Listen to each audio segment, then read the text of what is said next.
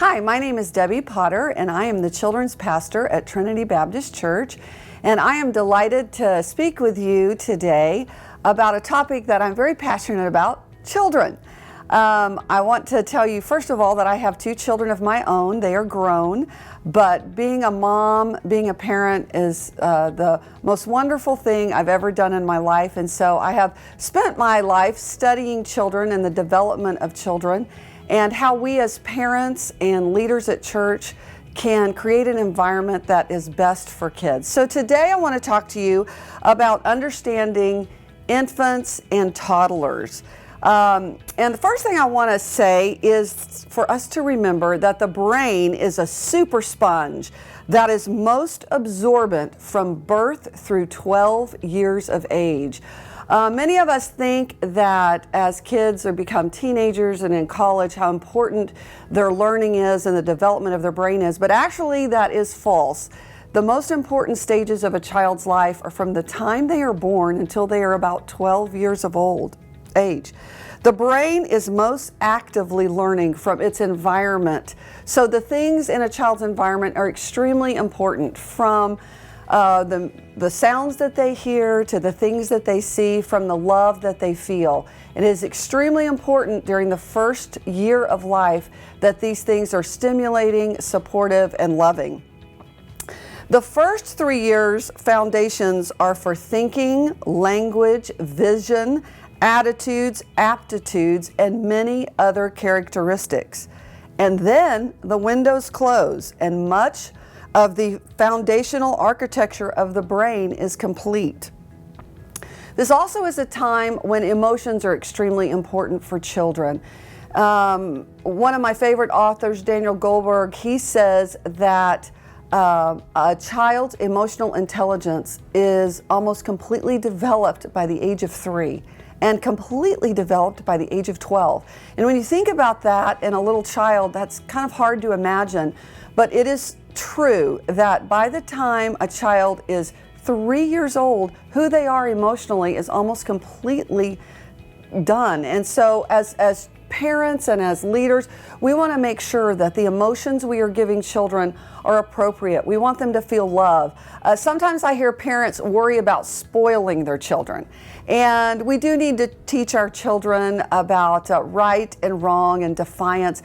But really, at this stage of age, when they are first born up until they're 2 years old, giving them all the love you can is very important. Another avenue I want to say is, if you have grandparents in your life, if you're fortunate enough to have an extended set of hands and help, take advantage of that. Grandparents' love can be so powerful in the life of a child. So make sure, if you are able to connect with your parents or your husband's parents, or even adopt grandparents, that's a really important thing also, that you do that, because we just cannot give kids enough love. One thing I want you to also remember, and we talk about this a lot as we minister to children, is that we have to respect and adjust the rhythm of the child's development. They are changing at such fast paces. So literally in a week's time, 2 weeks' time, the changes in them can be significant. As adults, that doesn't happen for us, but it really does for children. So pay attention to that so that you are moving along with them. It can be exhausting, it can be overwhelming, but we need to move with them as they change and adjust. So pay attention to the things in their life and the rhythm that they have. And also, one thing, remember, every child is an individual. No two children are alike. I have two children. I have a daughter and a son, and they are completely different. And one thing when we're parenting is we want to parent children as their individuals, not as a collective group. What works for one child may not work for the other. When I had our daughter, I thought I was a perfect parent. She was compliant. She was easy. She went into the church nursery. She never gave us any problems like that. Our son, completely different experience. He was a different child. Every time I took him to the church nursery, it was screaming, wanting to hold on to mommy. So you have to be aware of those things. That does not make the child who has a different behavior wrong. It just makes them different. So you need to find what works with your child and what is significant for them and adapt to that. Children are born with a remarkable ability to form relationships. Think about the first time you held your child. They were able to make eye contact. It's amazing that children are able to make eye contact from the minute they are born. And if you remember that first time you held your baby and the eye contact they had, it's real. Some people like to say, oh, you know, that was just a gaze, that was something insignificant. It's not. They are forming a relationship from the very first moments they are born. And it is very important that they make that eye contact. With your children, look them in the eyes, love them, touch them, connect with them, because that love connection that we have with our kids begins at birth, from the moment they are born. I want to shift now to some developmental faith stages for children, because in children's ministry, a lot of times what I hear and what I sense from people is that what happens in the nursery isn't really that big a deal. I mean, church is really about the parents getting what they need, and we drop our kids off for someone else to watch them so that we can be spiritually fed. That is really not true. Children have the ability to begin making connections with people and with ideas and concepts extremely young. So this period of time is really important. I want to talk with you about Fowler's stages of faith development. And the first stage that he talks about is a primal faith. And it begins in the time a child is born up into 2 years of life, because children have a pre-language sense of trust and loyalty with the environment. So one thing that we do in the nursery at church is we try to have extremely loving, caring people that are watching children as they begin this faith development process. They will sing to them. Sometimes people walk by and think, why are people singing to children in the nursery? Because children are at a heightened sense awareness at that time in their life, and it's really important that they be hearing songs about Jesus, that they be hearing that Jesus loves them. I encourage parents to do this at home. The things that they hear in these stages of life really last a long time. They're traditions and cultures that are built in for children. And so one thing that we want to do is expose them to our faith culture from a very early age. From the time that they are born, actually, is when we want to do that. Faith describes the underlying meaning. It's the making process used by people regardless of their beliefs.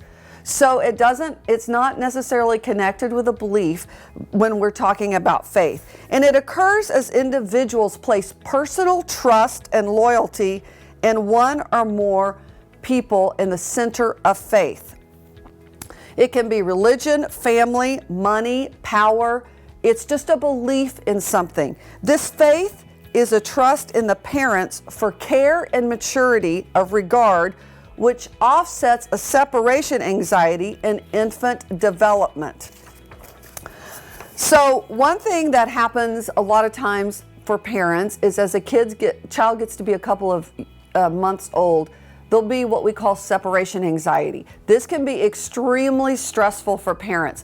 And some children don't experience it, and other children experience it at a significant level. A lot of parents worry that they've done something wrong. Is their child not getting something from them? This isn't necessarily accurate. Children do need to be reassured and reaffirmed, but a little bit of separation anxiety is going to be natural because they have learned to rely on caregivers. They've learned to rely on the people around them in their life. And so that is a bit natural. We deal with that in the nursery sometimes. We have children dropped off who completely go in the room and don't act like they even notice that their parents have left. Other children come into the room and it's a little bit of a difficult transition. One thing I want to encourage you as parents is to walk through those transitions. Let even though it's difficult, it's very hard to walk off and leave your child crying and sometimes screaming. That's hard, but it's something that we need to do in life, because it's going to be, as they grow up, they're going to be separating from us more and more. And remember, our goal as a parent is to produce children who are functional, healthy adults. So move through this stage. Talk to your children's caregivers if it's a problem. Let them work with you and help you, but I encourage you to embrace it and work through this stage. One thing that I want to also talk about as we are in this stage, consistency is really important. With parents, that's a little easier because your children are with you and you see them and you deal with them on a daily basis. Other people in their life, it's important to be consistent. Bringing children to the nursery at church, it helps if there's a consistency so that they get to know the caregivers.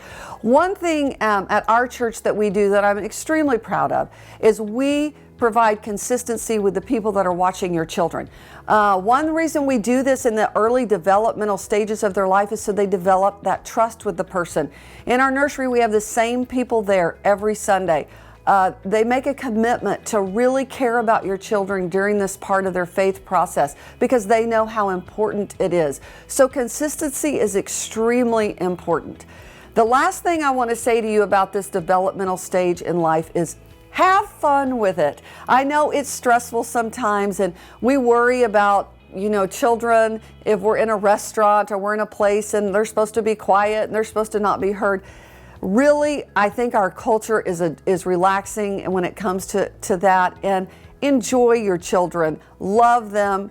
You're going to be tired. You're going to be sleepy. That happens. But all too soon, you will be dropping them off at college and you will be reflecting back on these days, and you want to do this well. I've never heard a parent say they regret parenting well. So take the time, learn how to know your child and understand your child, and enjoy it. Have fun with it. These are great days of your life. Now, are kids going to be able to remember, when I was 1 year old, my mother did this or my dad did this? No, they're not.